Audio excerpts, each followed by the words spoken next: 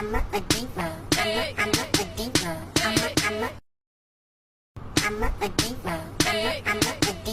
I'm a diva. Once again, what did you say? Kilala mo lang ako sa pangalan, hindi sa galawan.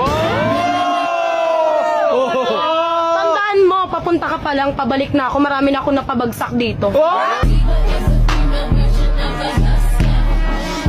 a diva. I'm a diva. Talo ako sa kanya. Hala, ano masasabi mo dun? Baka di ka talaga mahalaga.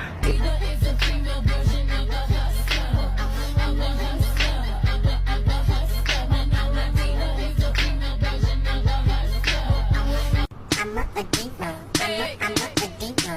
Dito sa Manix House, nandito ka eh. Walang bilang. Gusto mo palitan kita dito? Kung papayag yung Sir Manix, hindi nga ata alam yung Sir Manix na pumunta ka dito, kabog ka lang pumasok eh.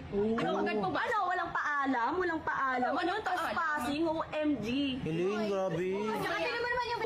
Tinanong ko siya ng paulit-ulit, di ka ba nakikinig? May tenga ka ba? Eh, sino ba dapat sisihin dito? Dahil sana pala ang dapat sisihin dyan, si Saidi.